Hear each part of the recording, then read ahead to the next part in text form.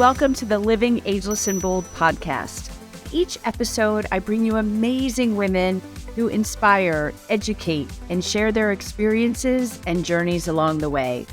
So grab a glass of wine or a cup of coffee, find a cozy spot, and let's relax and have some fun hearing what can be accomplished after 55. Hi, everybody. Oh my gosh, I'm so excited about today's guest. I think I saw her on Instagram and reached out, and she said yes, and she's amazing. She wrote this incredible book that is just everything of what this podcast is. So I can't wait to dive in. I don't usually read bios, but hers is so impressive. I want you guys to know who we have with us today. Joanne Lipman is the best-selling author of Next, The Power of Reinvention in Life and Work. And that's what she said. She has served as, get ready for this, editor-in-chief of US Today, US Today Network, Conde Nast Portfolio, and the Wall Street Journal's Weekend Journal, leading these organizations to 6 Pulitzer Prizes. She's also an on-air CNBC contributor and Yale University journalism lecturer. Welcome, Joanne. Thank you. Thanks for having me. Okay, first of all, I want you to hold up your book for those people watching on YouTube. So you can see this cover. I just finished the book. You guys, it is so good. And again, for our listeners, it's all about this next chapter. And there's so many great stories in it and so much science in it. And it so validated me in this podcast, I can't tell you. So let's just dive right into it. One of the things that is in the book, it talks about this third act that we're in. And what I loved about it, and I have found from my guests, and I want you to tell us why this is that it's so much more meaningful. We're doing things at this stage in our lives with purpose. Like we want to change the world. And you did all the research. So tell us why that is. Yeah. So first of all, for those who haven't read Next, and I hope everyone has an opportunity to do so, what the book is a deeply reported guide to navigating change in how we live, how we work, how we lead. And it's backed by hundreds of interviews that I did with people who had experienced every kind of change, people from their 20s to their 90s, showing how reinvention really can be a continual process, as well as I then interviewed experts in the process of change. So everybody from neuroscientists to psychologists to management gurus. And then I synthesized it all, and I talk about all different kinds of changes throughout Next. And I synthesize it all at the end with a dozen steps. I've got a toolkit there, dozen steps that you can take that are going to help you in your own reinvention journey. And like I said, it was so good. And the stories were fascinating. But the reinvention journey, you really summed it up into 4 steps. Yes. So let's talk about how that works. And I was fascinated by the stop piece of it, that you really have to have that to move on. So the reinvention, I call this the reinvention roadmap. When I spoke to all of these people, what I found is that people, even regardless of the journey, whether it was a 25-year-old who was switching careers or a 80-year-old who was making a new discovery, they talked about kind of the same set of steps that they went through, the same phases they went through. And then when I talked to these experts, they used different terminology, but they were all essentially talking about the same steps. And the reinvention roadmap, 4 steps: search, struggle, stop, solution. Now, I'll walk you through briefly those 4 steps. So the first step, the search. Now, it's often unintentional. You are collecting experience, you're collecting information, and it's ultimately going to lead you to a transition. But the really fascinating thing that I found is that for so many people, it actually was not at all intentional, that they didn't know that all of this information, these experiences were going to lead ultimately to a transition. And in fact, very often they didn't know where they were going to end up, which was fascinating.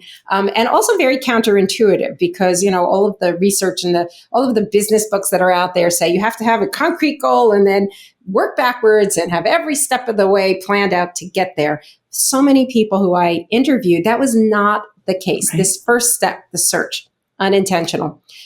Then comes the second step. Okay, the second step, this is the one we don't like to talk about. It's the struggle. The struggle is when you start to disconnect from your previous identity, but you haven't quite figured out what the new one is and where you're going. And you are in this very, very uncomfortable phase. And we tend to gloss right over it when we talk about great reinvention stories. And the fact is, while you're in it, it really is very lonely. It feels like you're stuck. It feels like everybody else is on a glide path to success and only you are struggling. But what I found is, first of all, everybody goes through it. You are so not alone. If you are going through this right now, know that you have plenty of company. Also, my research has found that even though it feels like you're standing still, you're actually moving forward. There's a lot of important work being done in this phase. It's just under the surface. So while it feels uncomfortable and it feels like you're not getting anywhere, in fact, you actually are moving forward. This stage, though, often doesn't end until you reach the third step, which is the stop. And the stop is fascinating. The stop is something that basically stops you in your tracks. And it could be something you choose. It could be, I get married, I have a baby, I get a new job. But it could also be something that is imposed on you, like I lost my job, or there's a global pandemic and I got sent home, or I got sick. There, it could be a good or a bad thing, but whatever it is, it pulls you out of your routine. And only then do you get the perspective you need to understand everything and put into perspective all of this experiences, these previous steps, and gives you clarity. And that is what finally leads you to that fourth step, which is the solution, which is where you are pivoting to. You talk a lot about the pandemic in the book, and a lot of how basically the whole world was forced to stop. Yes. We didn't all we had no choice, like collectively, but what that did for us and gave us these opportunities to, hey, maybe now I am going to pivot, or maybe my family is the most important thing to me, not working 24/7, 365. So that was, how do we look at that kind of globally, since it was everybody in the world? It wasn't just one little section. Right. It was all of us. That's exactly right. And in fact, the impetus for the book, I got the idea for it in April of 2020, when we were all sent home, and we realized that the world was going to change. This pandemic, we didn't know at that moment how it would end, when it would end, right. What would the world look like when it ended. And so I woke up literally in the middle of the night. I'm like, there is no guidebook to tell us how do we find our way to this new normal. And I'm like, I have to write this. We all need this, including me. And so that was the impetus for the book. Though I will say that, so one of the things the pandemic did on a global level was it was like a giant stop for all of us. It actually, what it did is it made all of us step back and rethink our priorities. We rethought our relationship to our jobs. What is a good job? How did we want to spend our time? And it was a great reset, is what it was, and which is why it led to so many of the things that we've seen, with the Great Resignation and quiet quitting and quiet cutting. All of these things like stemmed from that. But what I found recently, since the book came out in the last couple of months, is it really is equally applicable to any kind of change in your life. And we are at a historic moment of change. This is really a pivotal moment. When you think about everything we've gone through, we've just came out of the pandemic, we've got a situation where you've got economic uncertainty, you've got the quiet cutting, and you've got the quiet quitting, all of those things. You have a situation where people coming into the workforce today are looking at an entirely different workforce and work life. These people, young people coming up today, are probably looking at a 60-year career path, not the 40 years most of us had anticipated. And then on top of that, we're having all of these conversations about the future of work, right? Is it a 4-day work week? Is it hybrid? Is it some sort of, something we haven't figured out yet? And then you layer on top of that generative AI like ChatGPT, which is this new technology that's come out that is going to change every single one of our jobs, no matter what you do. So any one of these changes that I just outlined, any one of them would be seismic on its own.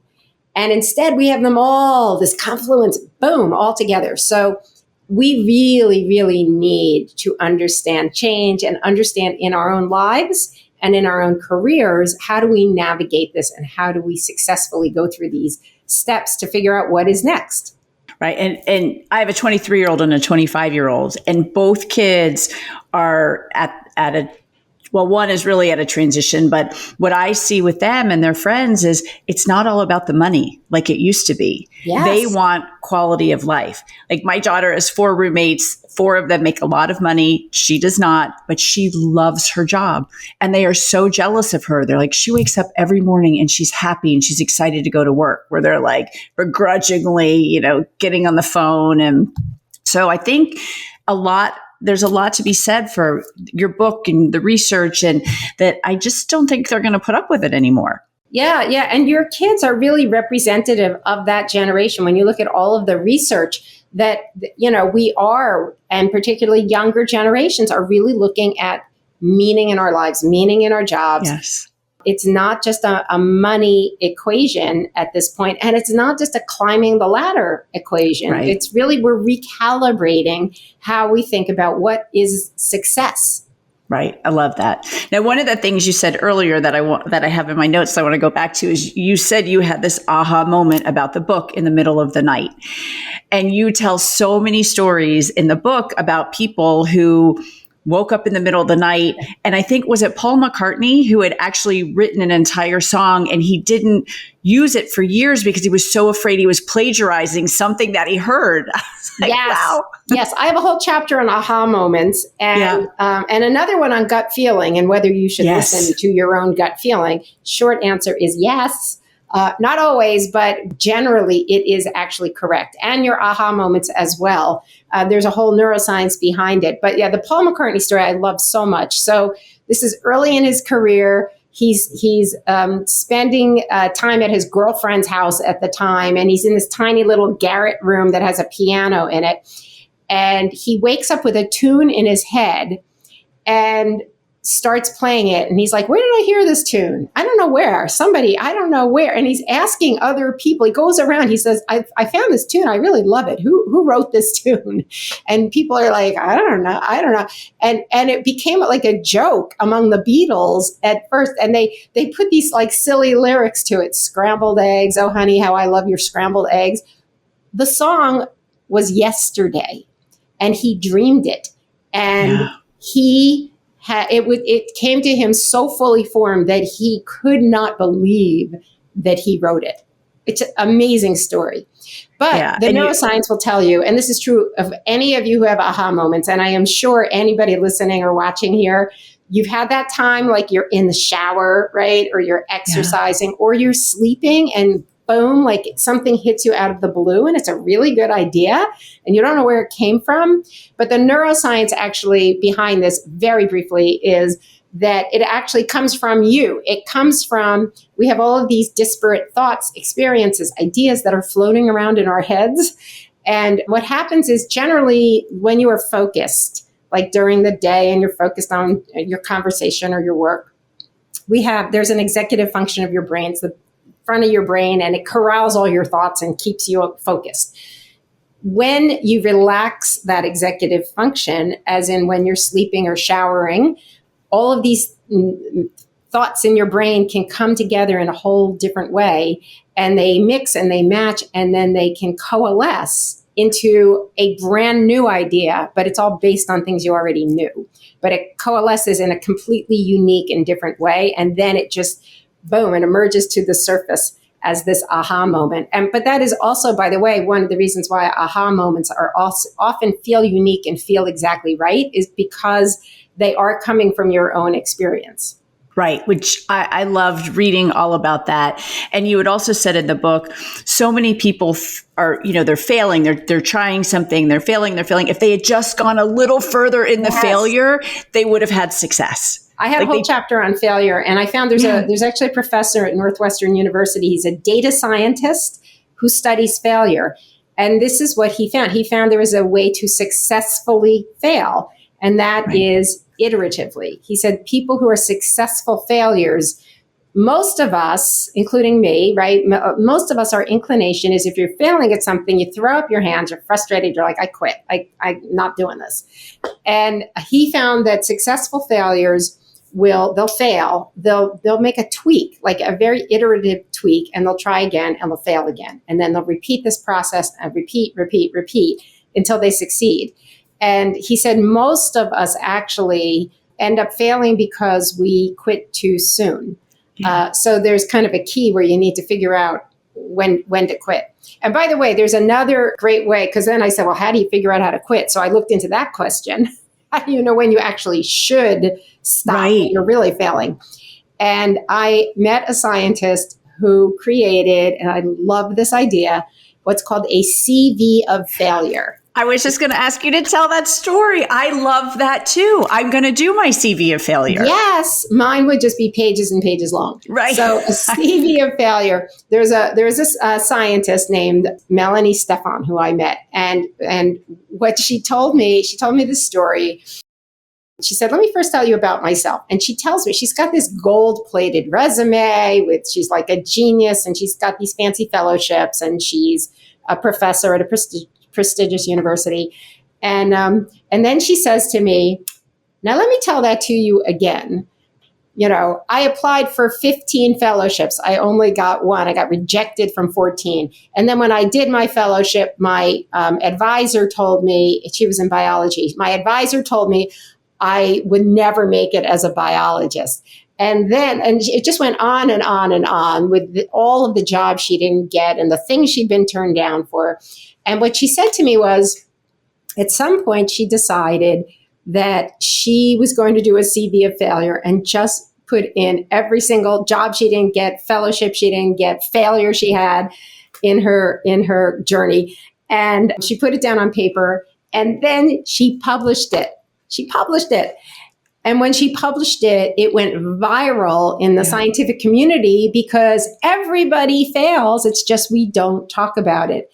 And she found that there are two things that you get out of doing your own CV of failure. One is it shows you all the things that you have tried, that shows you've really put yourself out there, which is actually kind of helpful to see all of the things you've done. But the second is, and this is really crucial, it's important data that you can use. So in her case, when she looked in black and white at her failures, she realized as a biologist, all of her failures were essentially in the laboratory where you had to do things with your hand, like manipulate silverfish and, the physical things. And what it made her realize is where her strength was. And her strength was what's called computational biology, as in biology, but you're working with like computer programs and stuff. So she actually made her switch her specialty, and that is where she finally had her great professional success, because that was data for her. And I recommend this for anyone. You'll feel better about yourself, and it might help you with data to figure out where you're going next. Yeah, that's a great point. That really is, because you think your strong suit is over here, but it might be over here. And until you put it all down. Okay. One of my favorite stories in your book was the author, James Patterson. And I didn't know a lot of what you had talked about. So you want to just share a little bit? I don't want to give everything away, but it's such a good story. One of my favorites as well. So I spent 22 years at the Wall Street Journal. I started as an intern, ended as the deputy managing editor, the number 2 job there. And one of my very early jobs was as an advertising columnist. So I'm in my 20s. This is, quite a few decades ago. Yeah. And I'm covering advertising. And I'm writing about, this was in the 80s, and I'm writing about the burger wars, if anybody remembers that. Burger King versus McDonald's. Yeah. And so I got to go see the guy who runs the Burger King account. So I go to J. Walter Thompson, go see the guy, his name James Patterson. And we're talking, I'm interviewing him about Burger King. And he says, what I really want to be is a novelist. And I'm thinking to myself, like, Sure. Yeah, right. You and everybody else wants to be a novelist. And he says, oh, I got a book published. And he gives me this book, which I read. I do not remember the details, but I recently tracked down the review of that book. Yeah. The first 2 words of the review were abysmally dumb. Yeah. Oh, gosh. The last 2 words of that review were deserves drowning. So he was a struggling writer. And then, 10 years later, like my TV is on and suddenly there's my ad guy popping up on TV with Along Came a Spider, this mega best-selling book. I'm like, what? So I went back when I was writing next. I went back to James Patterson. We hadn't been in touch for quite a while. He was so gracious and he walked me through his process of I'm like, how did you get from there, struggling writer, to where you are now, the single most successful commercial author probably in history? Ever. Right. And he walked me through, and he went through all of the steps that I talk about in the book that everybody goes through, this reinvention roadmap. He started writing books. His search phase, his first phase, was he started experimenting and trying to write books when he was a young man at this ad agency. His struggle came really when his books started becoming published, and then he found his voice. And then his books started becoming successful, but he was still at the ad agency. And he said, I wasn't sure, like I had it, I could be successful enough to quit my job. Like I didn't know. He really struggled for a number of years. He did not quit the ad agency until he was almost 50 years old.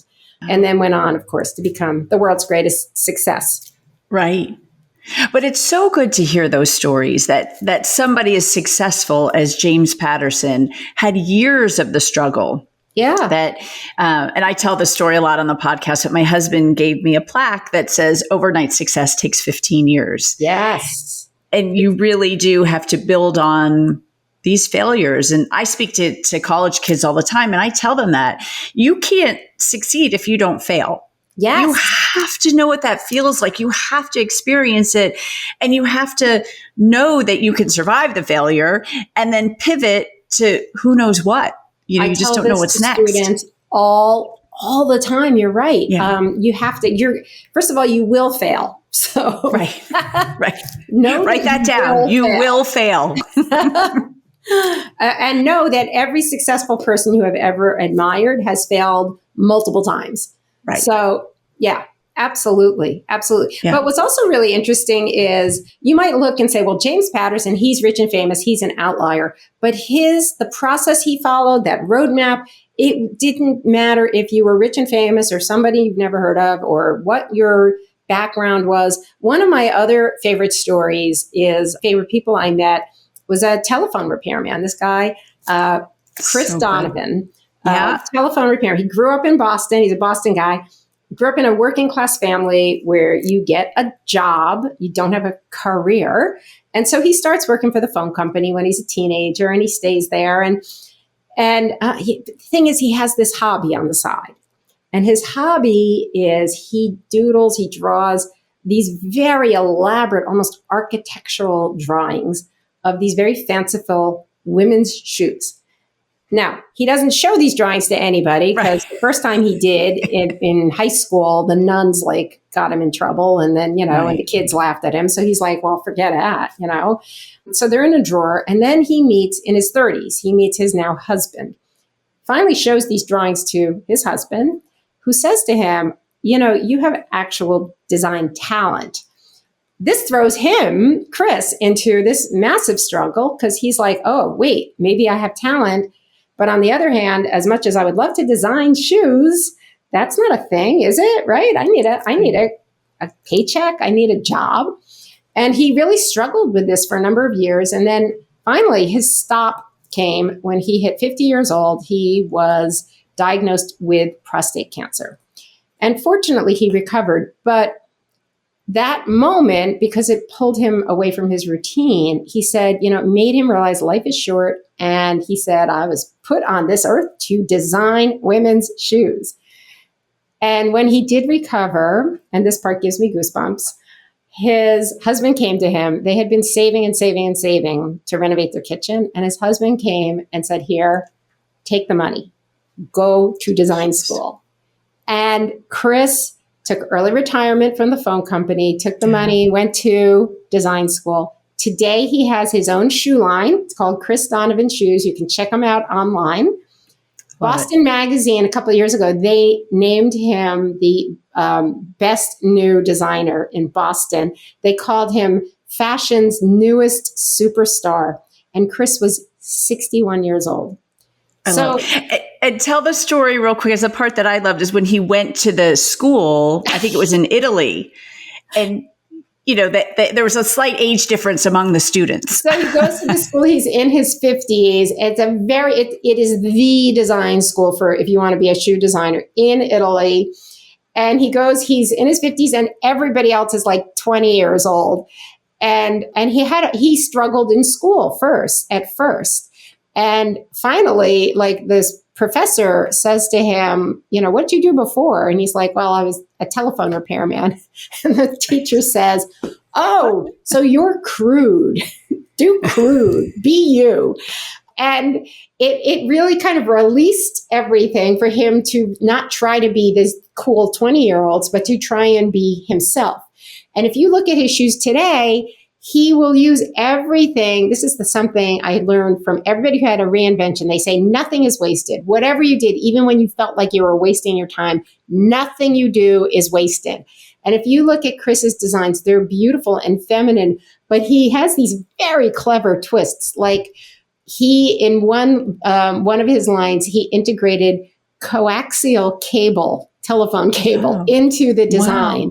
Wow. There's another design where it's based on like paper airplanes. I mean, he seeks inspiration. He said anybody can look at a flower in a garden and say how pretty that is. He goes to junkyards. He finds like interesting shapes, and it informs his aesthetic. His shoes are beautiful, but they're informed by, a whole different set of aesthetics than flowers and, flowers and trees.